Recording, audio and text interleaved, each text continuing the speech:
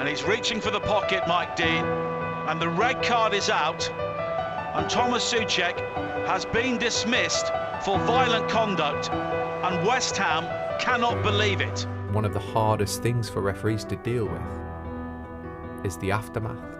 Everything around the game of football is easy. It's the aftermath. For Mike Dean and his family, the aftermath consisted of online abuse and death threats.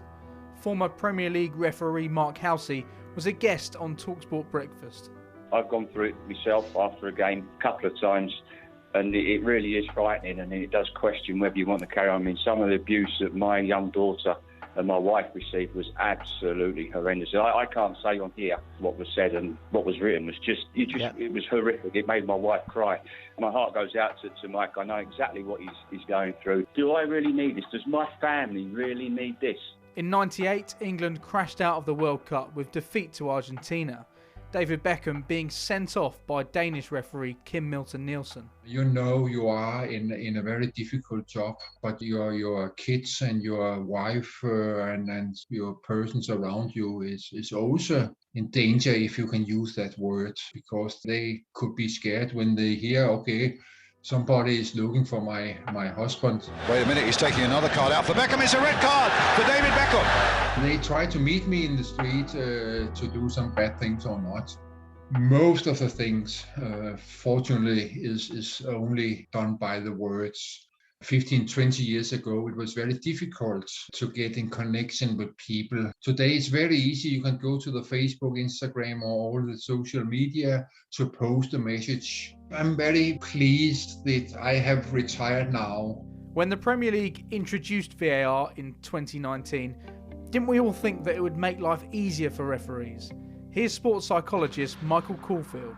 The one thing that VAR has done to referees, which they didn't have before, is it's given them the most awful thing in any repertoire of a performer, and referees have to perform, is it's put doubt into referees' minds. All they do now is referee with doubt. Now Stuart Atwell is wandering over to the near side, and I've got to admit, we didn't see much wrong with this challenge on Welbeck, but he has caught his foot, and it is a penalty to Brighton in the 92nd minute of the game. And I've spoken to rugby officials about this, and umpires, and the one thing which they know affects their confidence is knowing that you'll then be humiliated on a grand scale because your decision is overturned and you're being micromanaged, and referees now are being micromanaged, and that's why they're getting it wrong.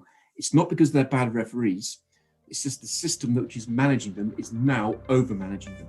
Let's return now to the threatening messages received by Mike Dean and his family. Dr. Tom Webb is a senior lecturer at the University of Portsmouth. He recently published a book focusing on abuse of match officials. I worry about the impact it might have in terms of the referees, at other levels of the game. We often hear that, and certainly we've seen in our research, that what happens at the top of the game, referees believe impacts upon them at lower levels. They see, those incidents played out in weeks to come on Sundays and Saturdays around the country. You also worry about that impact on recruitment and retention, because at the moment that's a real concern in refereeing with COVID-19 anyway. And incidents like this just aren't going to help. The chairman of the Referees Association is Paul Field. This is not uncommon. Referees up and down the country are abused week in, week out. We shouldn't have 14-year-old referees refereeing under 10s being pushed over by parents. And there's not much football on at the moment, but only a few weeks ago, a technical assault on a referee at Kettering and Leamington. So it's all the way through the game, all the time, and it's a very sad state of affairs if football doesn't act soon, nor the government, nor the statutory powers, the police, the Crown Prosecution Service. I've said it many times, there will be a referee killed in this country in the next few years. A stark warning. It's clear that things need to change now.